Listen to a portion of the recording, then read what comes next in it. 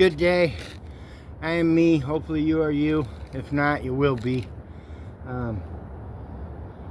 Yeah, so we'll pick up. So this would be my testimony, part 3 of my life.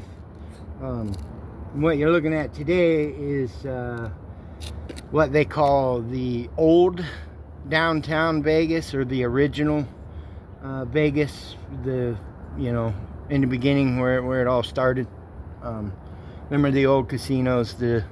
All the new ones are over that side of town.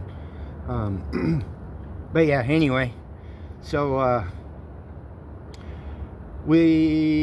left off at where I was being sent the next year after 6th grade to a school called CLP, Cooperative Learning Program, for getting into fights with numerous students, and beating up the school counselor and the school principal, and they basically just couldn't handle me. I even had a sibling that worked at the school as a janitor at this time, and it got to a point to where they wouldn't even come to try to apprehend me, even being a child. They would call my sibling and ask them to go get me under control and do something with me, I guess,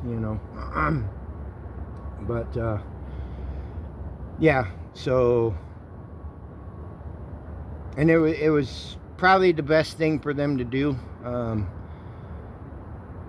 Not only because it was my sibling, but mainly it was because she was a female. So even though I fought a lot, I don't hit women, never have. I've been hit by women, and even in that I still refrained myself, and came close one time, really close. Did like a half a swing, like a batter's check, or whatever you want to call it, kind of thing. Anyway, so they sent me to a school called CLP, Cooperative Learning Program, which is a behavioral school. So, and hindsight in my eyes was, cool, now I don't have to deal with all these kids that are doing all this bullying and really that's what it is, but demeanoring me, my family. Not that some of this stuff wasn't justified, but it wasn't their place to do so. Kids can be really mean, even though they are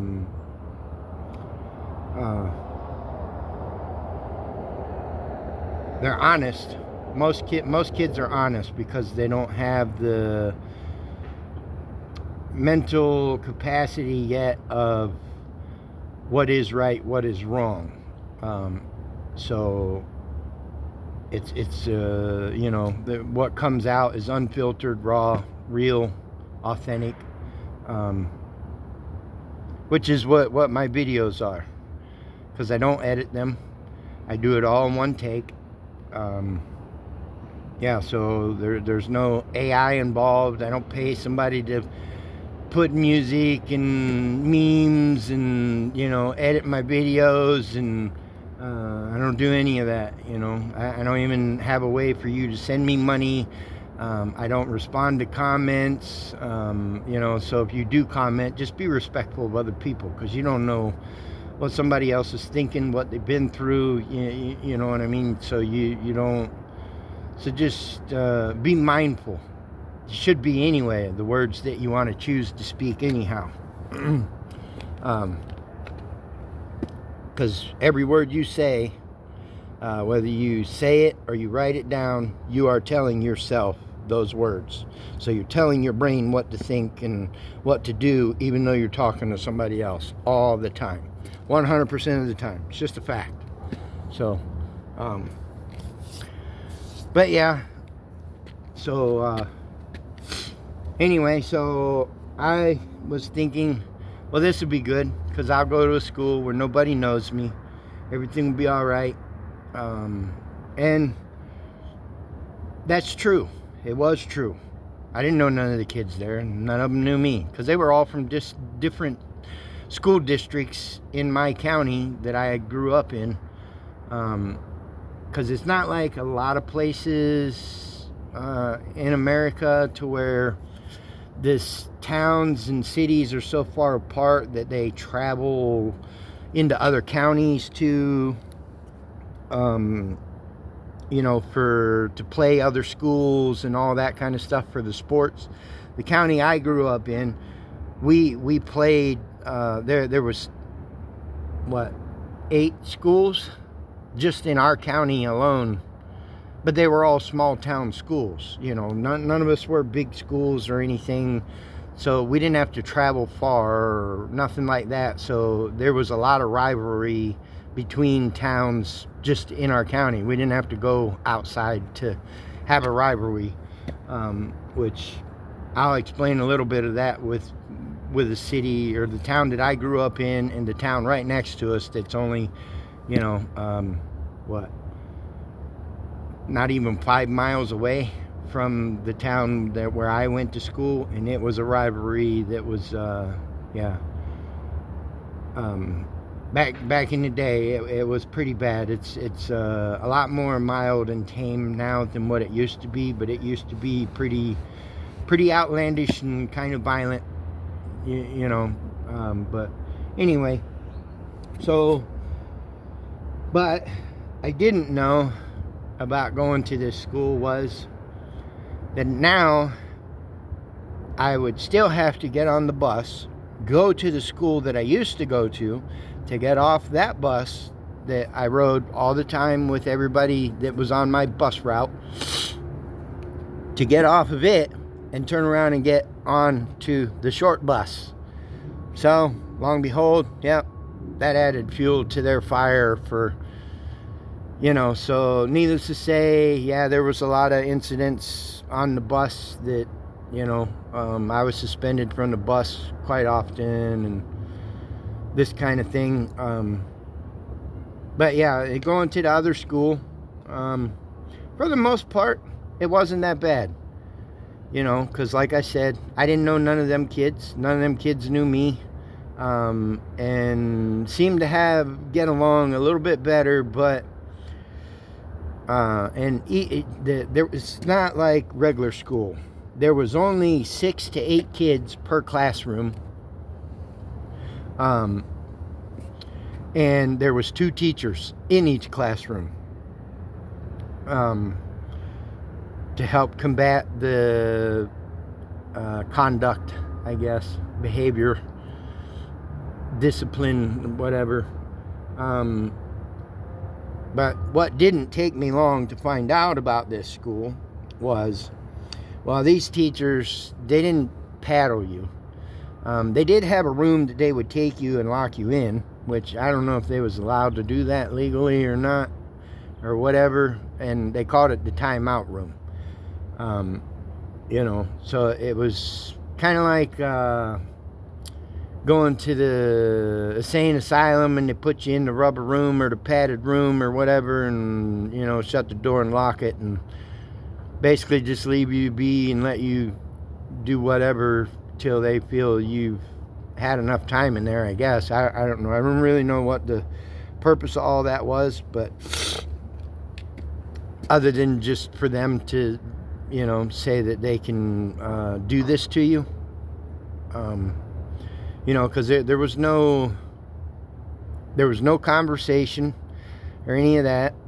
But then I also learned it didn't take long to find out that when it came to physical contact, and I don't mean like I accidentally bumped into you, or I mean back to the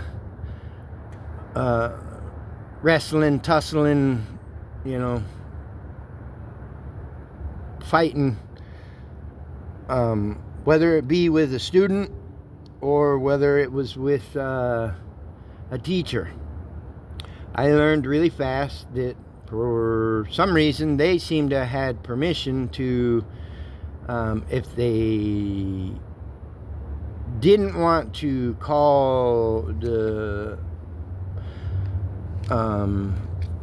police and wait for them to come and get you, that they would actually get 2 teachers and take you down to one of their personal cars and put you in it, and then take you straight to juvenile and have you locked up. So needless to say, the county I grew up in, I don't know if the record still holds, but at that time I was the youngest kid to ever be incarcerated in juvenile. And I'm not saying this, boasting and saying that I'm proud of that, but I was 12 years old and was locked up in juvie. So yeah, I was the smallest kid in there, and and thankfully though, while I was in there, I really didn't even have any problems with any of the kids in there. They were all pretty kosher and copacetic, and I mean, it was a pretty strict guideline and routine of, you didn't really get free time to kind of get out of control, basically, is what I'm getting at. Yeah, so, and I'm not saying that I enjoyed it there or whatever, but because there was times that I even, got in some trouble in there, because it wasn't my only time in there. I went there numerous times. But a couple of the counselors were actually pretty cool and laid back, and I highly doubt they work there now. They would be retired or probably on to the next life by now. So it's yeah, so I went there for 3 years. So basically I went there for all through middle school, because they made me redo 6th grade, so I had to do 6th grade and then 7th and 8th, but I went there for 3 years. And then I guess they finally made the determination, even with my outbursts and mishaps and everything while I was there, and all the times that they had to take me and have me locked up, and that they finally determined that I could go back to public school. And so yeah, I went back to public school, and well, let me back up just a second, because you give me part to remember. When I was in that school, because they were also what you say misbehaved kids, well, a lot of them were also into drugs and everything, so it became a network. I wouldn't say they were, well, I called them friends at that time, but I learned later in life that a real friend is something completely different. They were actually just users for their own benefit. Most of the time, like, if you got money to get stuff, they're your buddy, or if you got stuff and you'll share it with them, they're your buddy. But and if you call them when you got something, they'll come a running.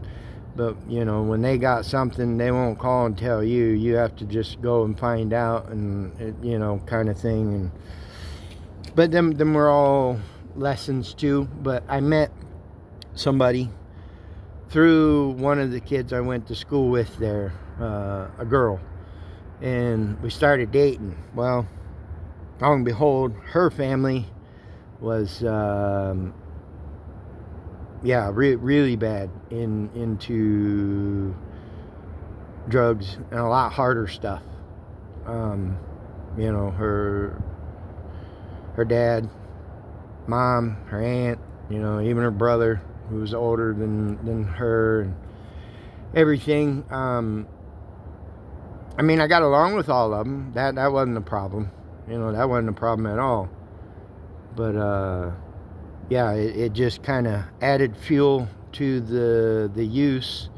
To, hey, here's some new things that you can do to numb the pain and forget the,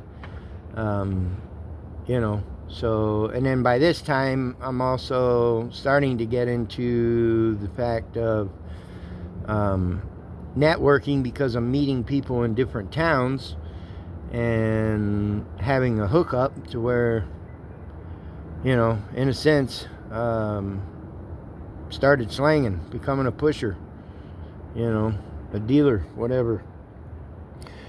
Not proud of that, but you know, them were all lessons. There was even lessons within that self that I learned and everything. And I'm only saying this part because not only was I using, but I was using prior to this, because the first time I ever used was, I was 9 years old. I was given to by my siblings because they had to babysit me, so they had the bright idea of, you know, let's let him smoke some and he'll pass out and we don't have to watch him and we can kind of do our thing, and you know, but it didn't quite work out that way. But anyway, so that's what got me started into all of it, because that was right before all the other stuff. And if you don't know what the other stuff is, then you need to go watch the first 2 testimony videos so you can get a better understanding of where we're at in the storyline. But anyway, all right, so yeah. And then I go back to public school,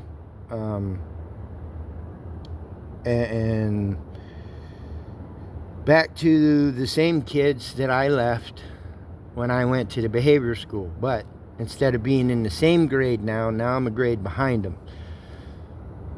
You know, so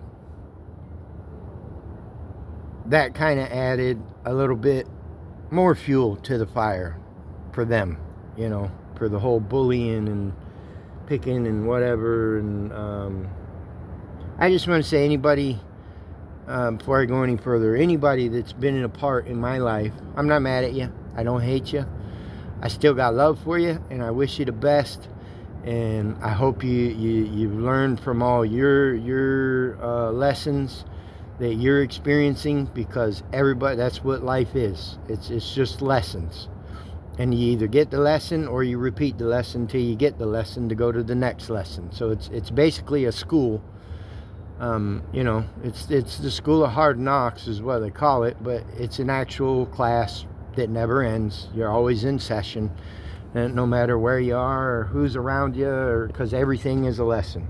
Even when you get it right, there's still something in that for you to learn. And when you get it wrong, you learn it or you repeat it till you do get it. Like I said, it's just the way it works. I'm not the designer, I'm just a messenger. But yeah, so I forgive everybody, and I thank you for all the dirt.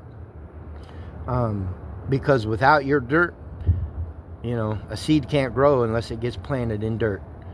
Whether the dirt was true or false, doesn't matter. Thank you for the dirt, period. That's all I'm saying. I appreciate it. I'm grateful. Yeah, thankful. I am humble, and I still, you know, have a unconditional love for everybody. Whether you was a part of my life or you're not. I never even met you, know you, talked to you, any of that. I still have an unconditional love for everybody, and hope that you're really getting what you need to get, not out of life, not, yeah, for your personal growth, not tangible things, and that's something completely different. But anyway, kind of getting off the testimony here. So I go back to the public school, and you know, well, of course, I still got into some more fights. And by this time, you know, I'm a freshman, but I'm supposed to be a sophomore. But I'm not fighting with just anybody. So now I'm being more selective and picking out certain kids, and and especially ones that was picking on other kids, and I started standing up for other kids. But it was in my mind, it was a justified thing to do, and it was right, but the wrong way to go about it. I guess that's how you would say it. I was doing a good deed, but doing it the wrong way. Is what I'm saying. But there was other kids that would just come at me, and that's what it was, and it was. But when you're young and dumb, and you know what I mean, you don't think a lot. You just do. Especially when you've had you've already experienced a bunch of stuff to where if you're not going to stand up for yourself, then really bad things are going to happen to you. And needless to say, that all did come to an end. That part of it, well, the horrific part, let's put it that way. The part that started all this for me, learning how to fight and stand up and fend for myself, because I didn't have somebody else to do it. Anyway, because I also wasn't going to say something to somebody, and then, because like I said, as a kid, at least for me, because I've always been smarter than I look, and I always play dumb. I still do, because people don't like to be undermined by somebody that knows more than them, which I don't know. I don't think like they do. I would think you would want somebody smarter around you than what you are, so that way you're learning more. Not the other way around. Because if you're like, who is it? I think it's Fuchsius that says, if you're the smartest person in the room, then you're in the wrong room, meaning you're not going to learn nothing. But, you got to teach other people, because it's the only way they're going to learn. They got to learn from somebody smarter. So if but anyway. Yeah, so I ended up getting into some more fights with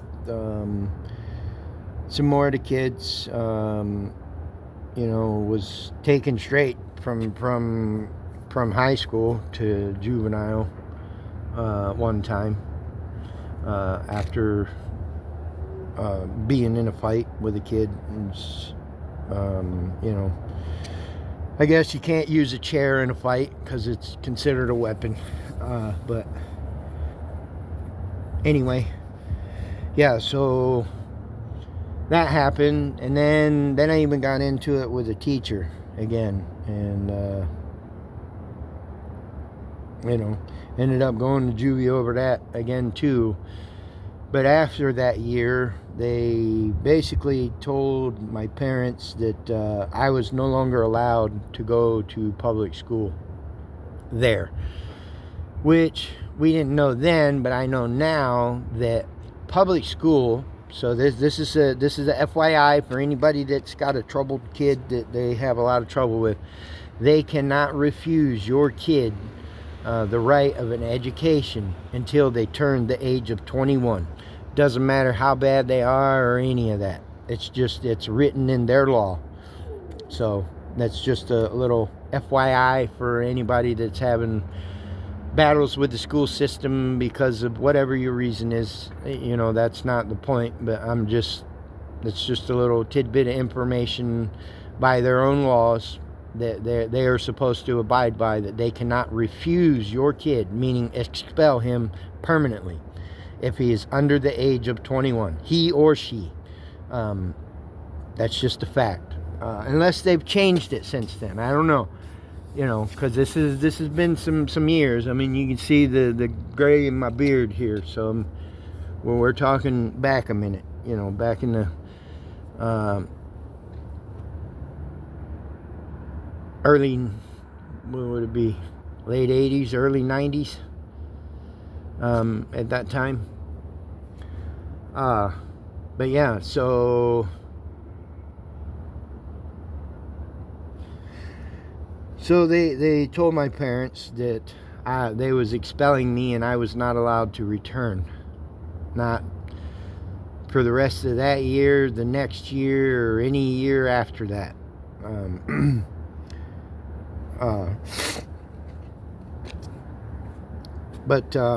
So, and then my parents tried to get me enrolled in other public schools, and once they got the school records from, you know, the two schools I went to, the public school and the behavioral school, they said, no, your money's no good here. I don't mean to laugh, but yeah, that's basically what they told my parents. Your money is no good here. Yeah, you can't pay us enough for us to take your kid.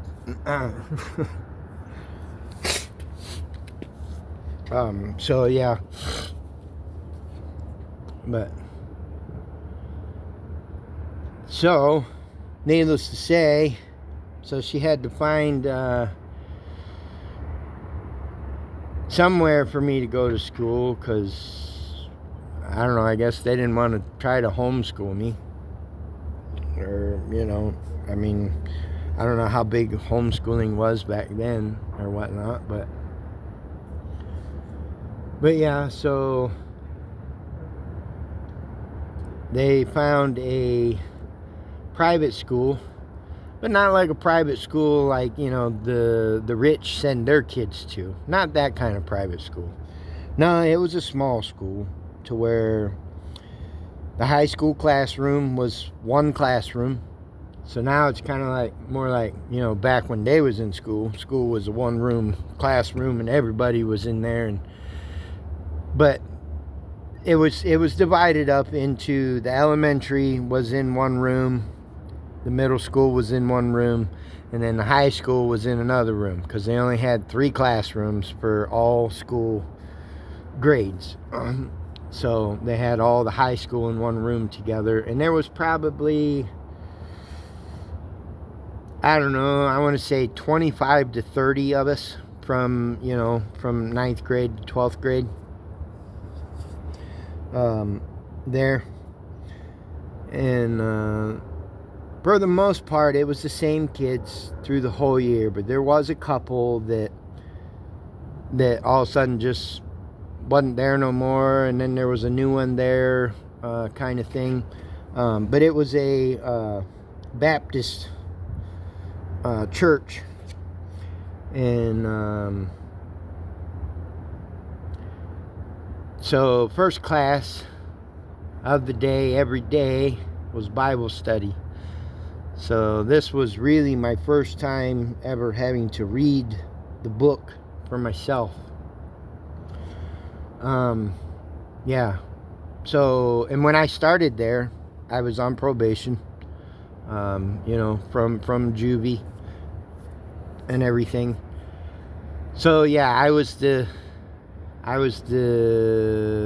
you know, the bad boy in that school, the real bad boy. They didn't know a bad boy until I showed up, evidently, I guess, because, you know, none of them never really been in any kind of trouble, or, you know, they were into the religion thing and whatever. Well, not saying the kids were, but their parents were. I'm not saying some of the kids weren't, because they were, but yeah.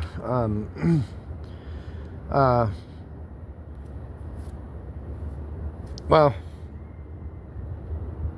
I guess I could share the part, but when I was in the public school, the only thing that I did finally come across that I found out that I liked, but I didn't stick with it because I was too mixed up into the drugs, was sports.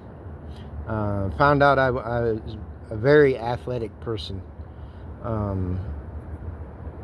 So I played football on the football team, and it's the only pennant in that public school gym that says undefeated. It's the only one that doesn't have a PCL champion thing on it because the school levy didn't pass. And I'm not saying, I was the Michael Jordan on the team or nothing like that, because it was a team effort. But we had a good little group of some kids that were, athletic also. I'm not discrediting anybody. But yeah, but it's the only one that just says, undefeated football, and then it has our record, on it. But, yeah, and then when I went to, because it gave me somewhere for an outlet for aggression.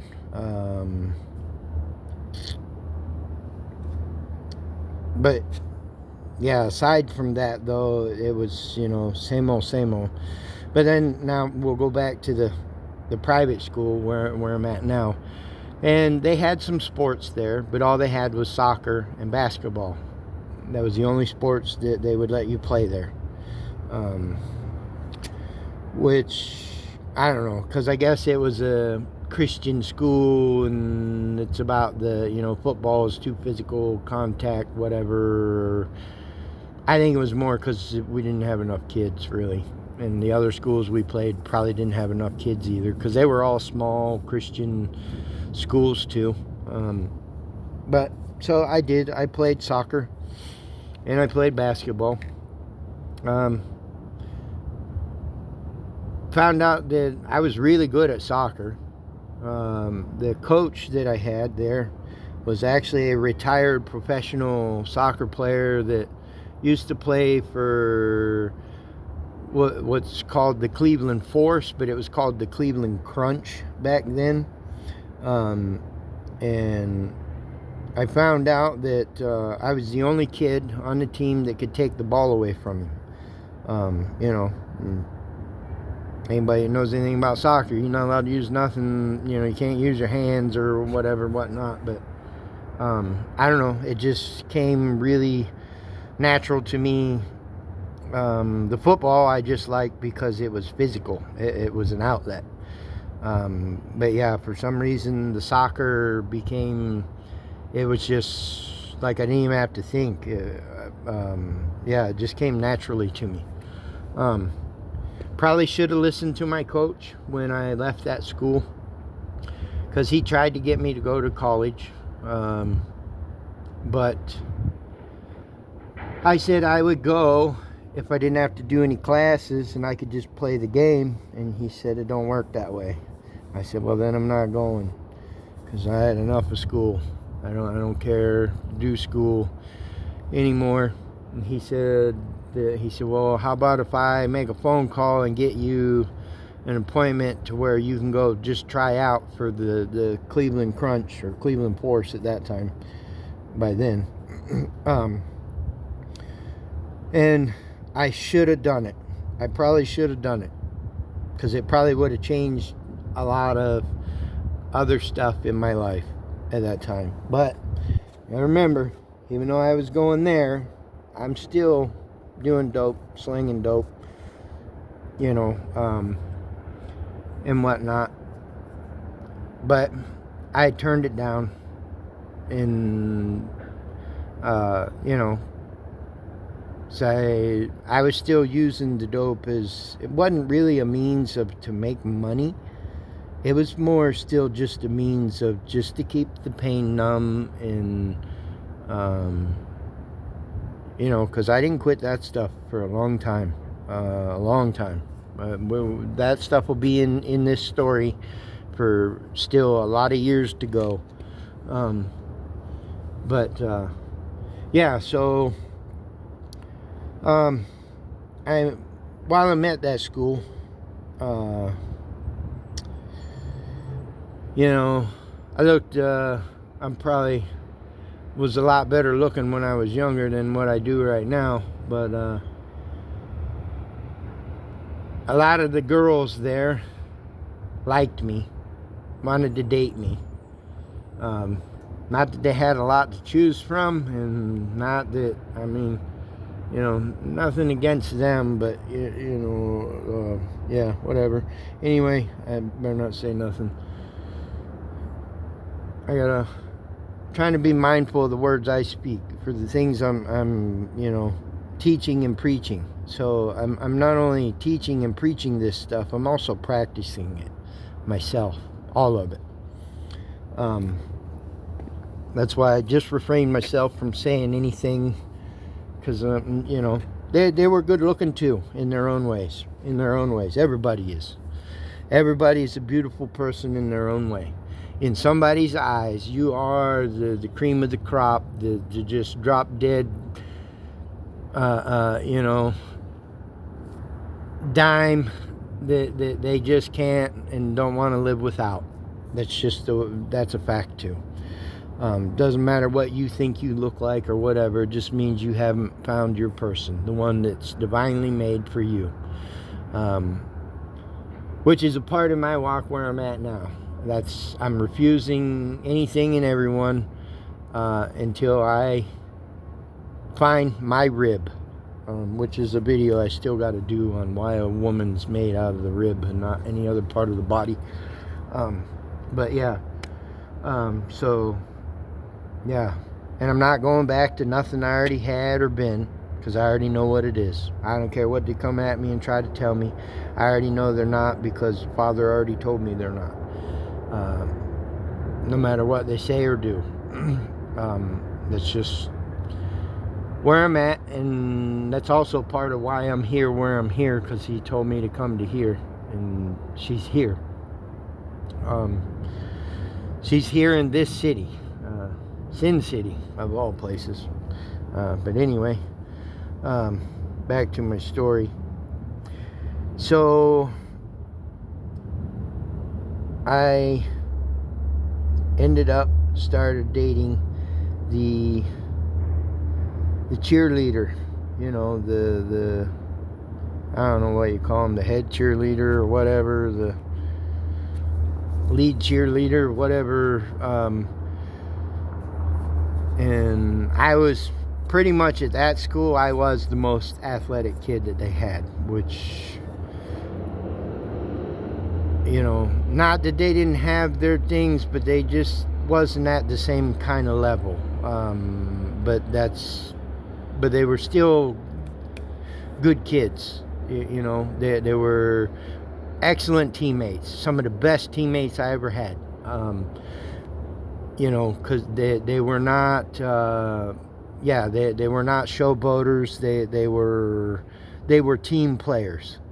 They were real, true team players. So, they were a better team player than some of the other team players from the other school where I played with. They were more, what do you call them?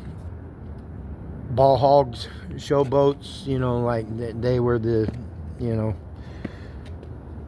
they was it. They were the whatever. But anyway, so I was dating her, and this school, they didn't have a bus to come pick you up. You had to drive there or get a ride there and get picked up. Well, she was a senior, I was a sophomore. Even though I should have been a junior, but so she was older than me, but she had a car too. So, hey, it was moving on up, you know what I mean?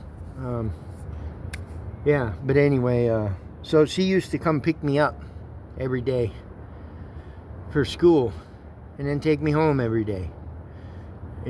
After school or after, whatever, whenever.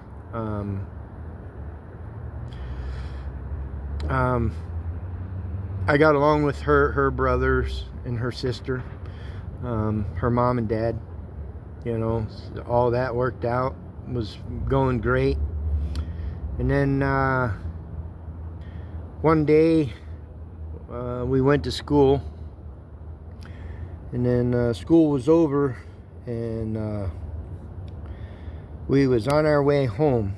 We left the school, And about a half a mile down the road from the school was an intersection to where you had to, you come up over a hill, and as you come over the hill, the road was right there. So you couldn't see the road till after you was right at the top of the hill. And by the time you was there, if it was something, wasn't nothing you could do anyway. It was that, that dangerous of an intersection.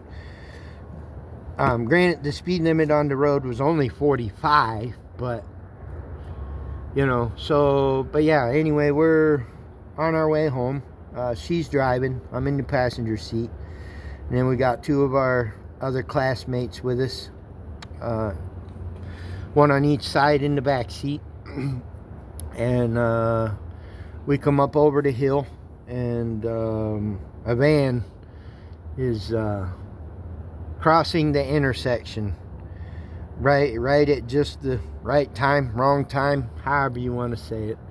And we T-bone it right into the side.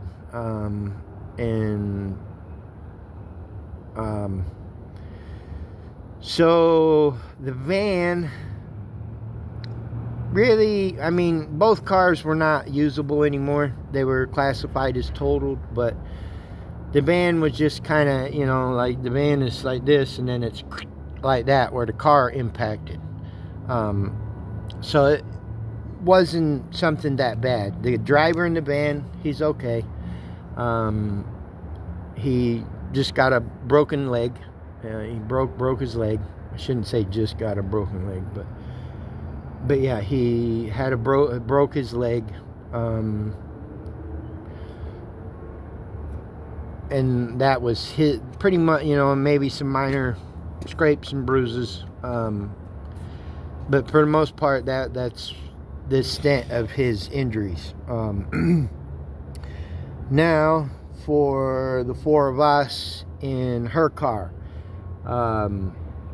When I seen her car, after getting out of the hospital and went to the impound to see what it looked like, yeah, it was crinkled up like an accordion, so for the classmate that was behind me, he lost part of his, I think it was his index finger on his right hand, his pointer finger. Not the whole thing, just part of it.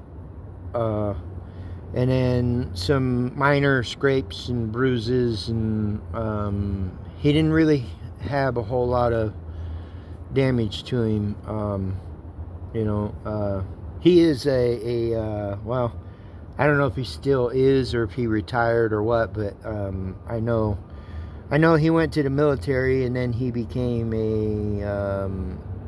a CIA agent after the military. Good guy, his family too. They were all good people. Hope he's still doing good, and life's,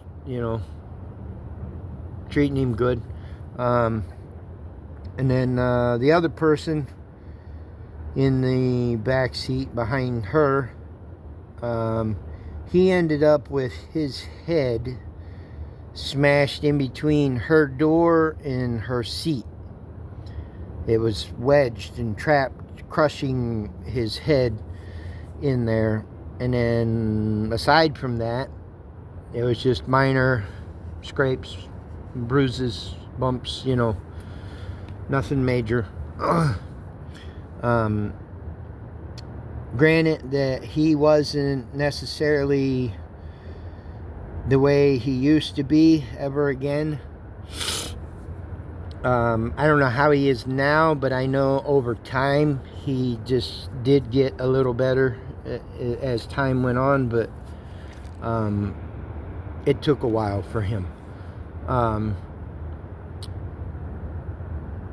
But yeah, so hope he's doing good, and life's treating him well, and And then as for my girlfriend, well, here's the thing and a problem I have with a law that the world says that we have to do, which is wear your seatbelt. Because the only person in this accident, in both cars, that was wearing their seatbelt was her. And also, she is the only person in both cars that is no longer here from that day. Meaning, her energy, her spirit left the body, and, her body died because it no longer had her life in it.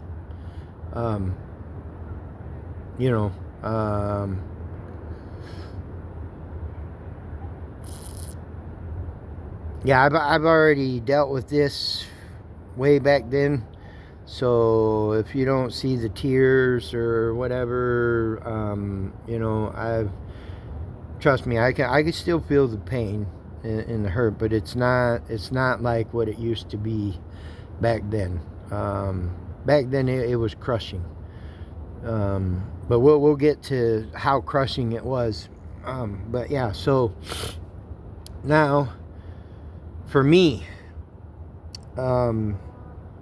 because of the classmate that was behind me hitting the back of my seat. Oh yeah, the seatbelt thing. So this accident proves that a seatbelt does not save your life.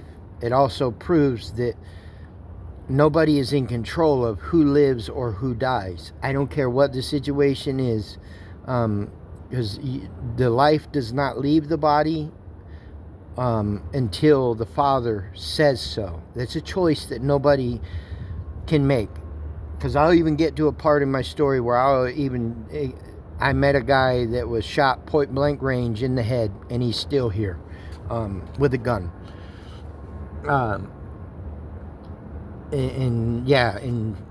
But anyway, that's later in the story. So, but yeah, there is so many death experiences I've had in my life, with myself and with meeting God personally, meeting Him, not in a physical body. I'm talking about up there where He's at. My energy. He brought me up there, and then I met Him, and then He sent me back here to this body again, and this is where everything, because I asked for the truth. But yeah, so anyway, the classmate behind me, but yeah, so I don't agree with the seatbelt law. Yeah, just because of that accident alone, I don't agree with the seatbelt law. I think it should be a option. I don't think it should be a mandatory thing. They're just using that as a means to harass people, another way to harass you, to generate cash flow for their system. That's all it is. That's all a lot of their laws are. But anyway, that's a whole different video. So the classmate behind me hit the back of my seat, and from the centrifugal force and his body weight hitting the back of my seat broke all 4 bolts off, or pulled them out of the floorboard or whatever. I don't remember exactly now. I think a couple of them broke, and a couple were just pulled right through the metal, because it's only the floorboards in a car they're thin metal. They were stamped metal. It wasn't nothing thick or heavy duty or nothing like that. They still make cars that way, cheap, chintzy. That's why when you're in a wreck, it's also part of so they can total it, and the insurance companies can just write it all off, and they make bank on it. And even though you get paid whatever, they're still making more money than you, I promise. But anyway, we're kind of getting a little off the topic here.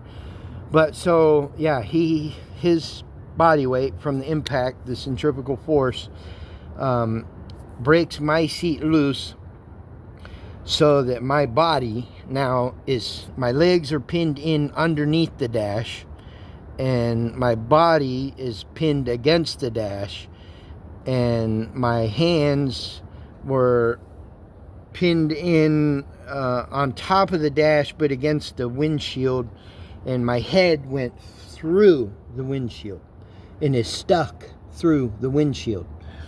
I don't know if you can see on camera, but there is scars that go right here to where my throat was cut, because my head was, resting on the hole that it just made through the windshield, and so it was basically severing my head off, an upside down guillotine, if you want. So they call. So I don't know who calls, whatever. Doesn't matter. Somebody called, and all the paramedics and everything, and they all get there, and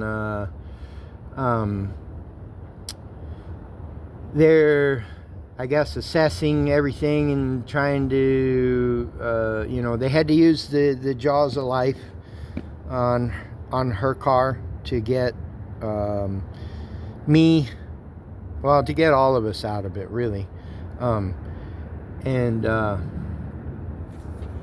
So, but they said, they told me this, that when they got there and they seen the accident, they figured that, well, they knew she was dead because she didn't have a pulse. Or I should say her body is dead. She's not dead. Not the real her. The real you will never die either. That's just a fact.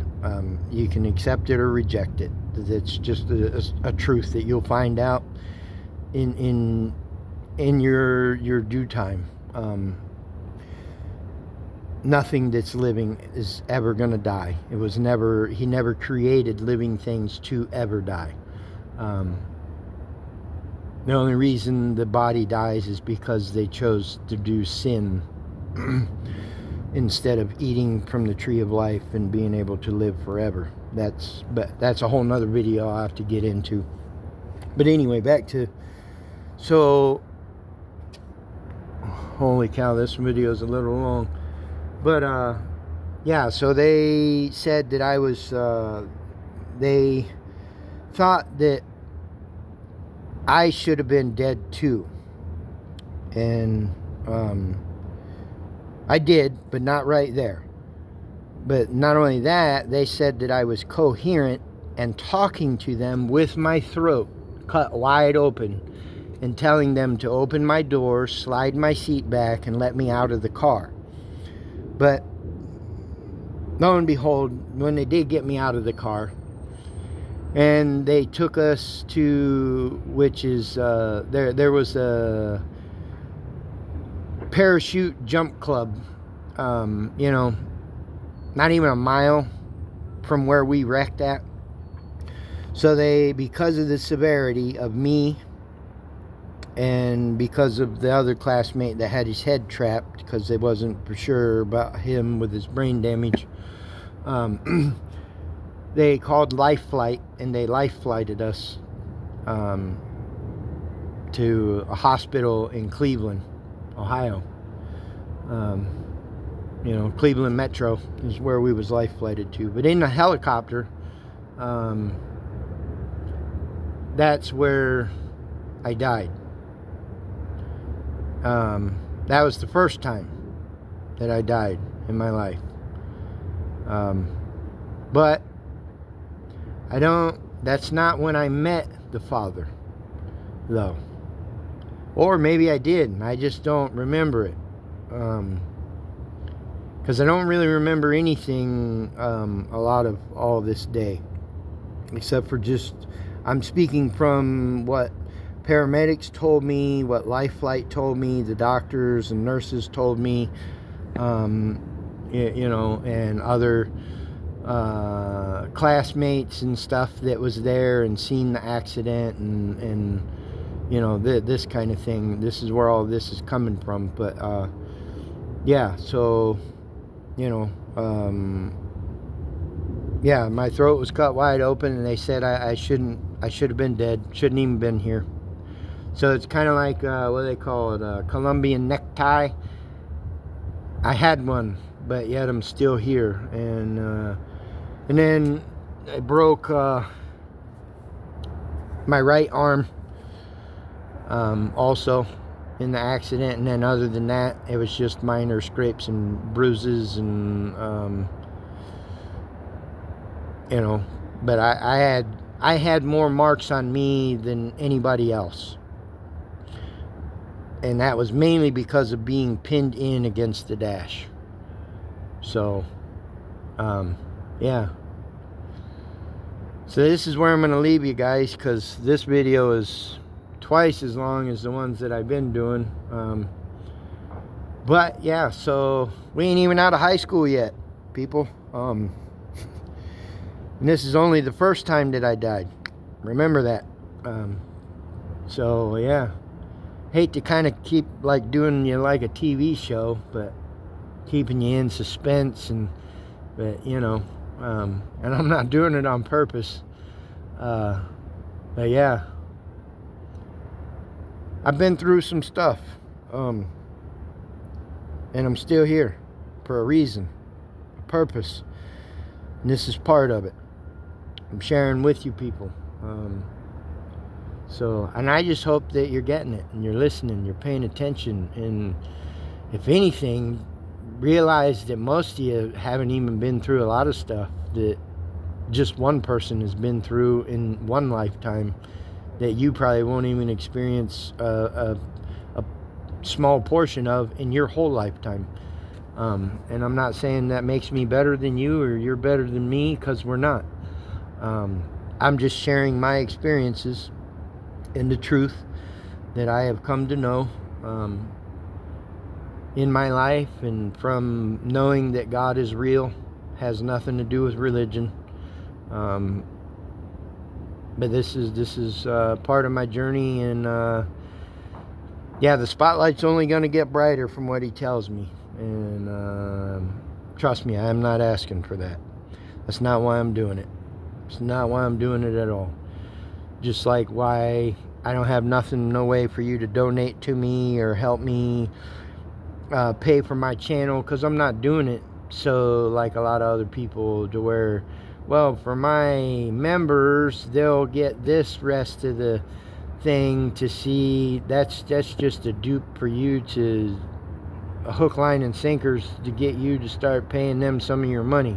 I'm giving you all this information because I love you, truly, unconditionally, like you've never seen from anybody. So like I say in my other videos, I have yet to find another person that is and does take ride or die 10 toes down to a whole nother level than what you think it already means. But yeah, so anyway, sorry for the length on the video. Well, not really, it's all good stuff. Just watch my videos. You know, yeah, share them. Let other people know that, hey, that there's somebody that's experienced something that you have, and you know. But yeah, I'm just sharing my testimony because it gives my Father in heaven glory, because he is the only reason I am still here, and I will be here until he says I'm going home to be back with him. That's a fact. And if you keep watching and listening, you ain't got no choice. But I mean, you don't have to, because it's your choice to believe or not believe. But yeah, it's a real thing, man. He's a real thing. Yeah.